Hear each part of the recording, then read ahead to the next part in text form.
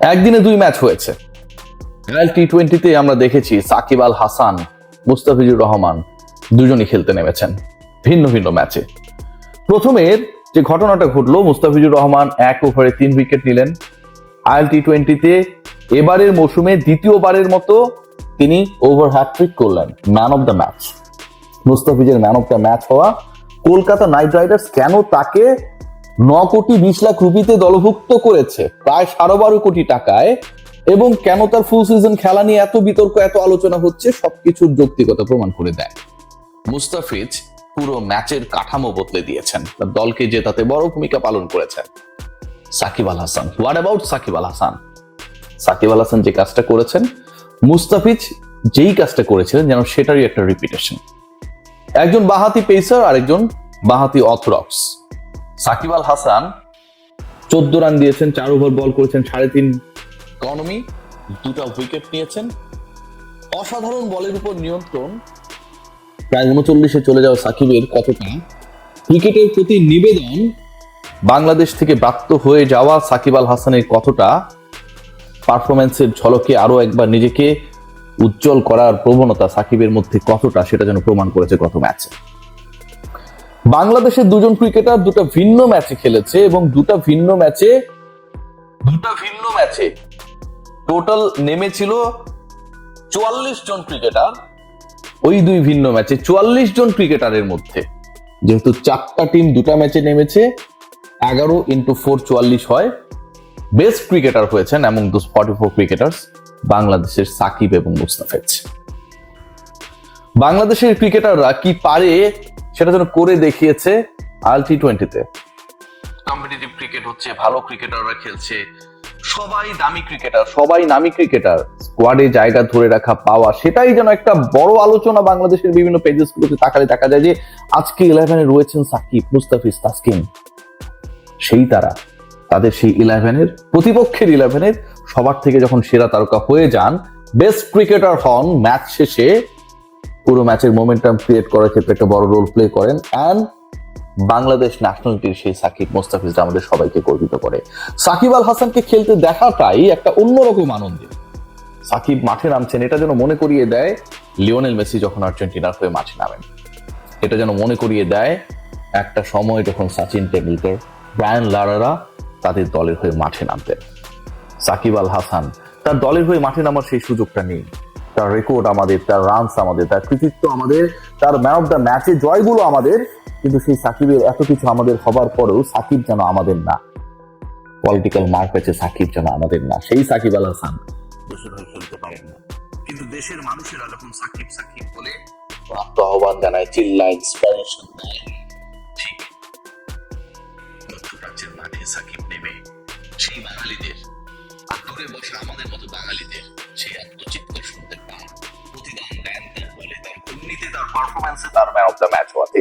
Man of the ম্যাচে টি20তে top 4-এর একজন সাকিব আল হাসান। কত ম্যাচেস খেলতে পারেন নাই, কত ম্যাচে ন্যাশনাল টিমের হয়ে সুযোগ থাকার পরেও, চেষ্টা থাকার পরেও, ইচ্ছা থাকার পরেও শুধুমাত্র রাজনৈতিক মেরুকরণের কারণে সাকিব আল হাসান বাংলাদেশের হয়ে অ্যাপেয়ার হতে পারেননি। তারপরও টপ 4। তার উপরে রয়েছেন ক্রিস গেইল, তার উপরে রয়েছেন কাইরন পোলার্ড, তার উপরে রয়েছেন গ্ল্যান ম্যাক্সওয়েল। তার উপরে যারা রয়েছেন, এই যে 3 জন ক্রিকেটারের নাম বললাম, পোলার্ড, ম্যাক্সওয়েল কিংবা ক্রিস গেইলের কথা, এই 3 জন ক্রিকেটার 2টো ভিন্ন দেশের, ওয়েস্ট ইন্ডিজ অ্যান্ড অস্ট্রেলিয়া। এরপরে নামটা যখন হয় সাকিব আল হাসান, 45টা ম্যাচে ম্যান অফ দ্য ম্যাচ টি20তে, ঠিক তখন কেমন লাগে আপনার আমার? ঠিক তখন কি আমাদের চোখের সামনে সেই পলিটিক্যাল সাকিব আল হাসান চলে আসেন? সেই সাকিব আল হাসান চলে আসেন যিনি 6 মাস রাজনীতি করেছিলেন। সেই সাকিব আল হাসান চলে আসেন যিনি কথিত, কি বলবো আর, বিভিন্ন মার্ডার কেসের আসামি, এরকম আমরা শুনেছি যে এরকম তালিকাভুক্ত আসামি করা হয়েছে।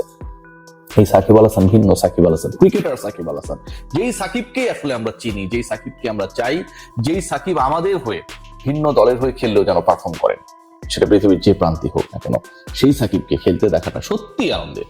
সেই সাকিব যখন করেন, বোল্ড করেন, সেই সাকিবের বলে যখন কোন একজন ক্রিকেট স্ট্যাম্প হয়ে যান, সেই সাকিবের সেই উইকেটের উদযাপন যেন 18 কোটি মানুষ যারা খেলাটা দেখে, যারা খবর রাখে, যারা স্কোর আপডেটস দেখে, যারা আমার মতো কন্টেন্ট বানায়, সবাইকে উত্তেজিত করে। আর মুস্তাফিজ, সাকিব যেদিকে যায়, মুস্তাফিজ যেন তার সবচেয়ে বড় ফলোয়ার। খেয়াল করে দেখবেন যে একটা সময় সাকিব আল হাসান আইপিএল এর নিয়মিত মুখ। সাকিব আল হাসান আইপিএল এ বাংলাদেশিদের মধ্যে সবচেয়ে বেশি উইকেট টেকার, সেটাকে ক্রস করে গেলেন মুস্তাফিজুর রহমান। কলকাতা নাইট রাইডার্স মানে সাকিব আল হাসান, সেখানটায় গিয়ে রেকর্ড পারিশ্রমিকে মুস্তাফিজুর রহমান। IL T20-তে মুস্তাফিজ এবার একটু এগিয়ে, Mustafiz second highest wicket taker, এক ম্যাচ কম খেলে এক উইকেট কম নিয়ে সেকেন্ড হাইয়েস্ট উইকেট টেকার টুর্নামেন্টে। আর সাকিব আল হাসান আবারও যেন প্রমাণ করে দিলেন যে ডেফিনেটলি ছোটরা এগিয়ে গেলেও বড় হয়ে পিছিয়ে পড়েছে, সেটা একদম সত্যি।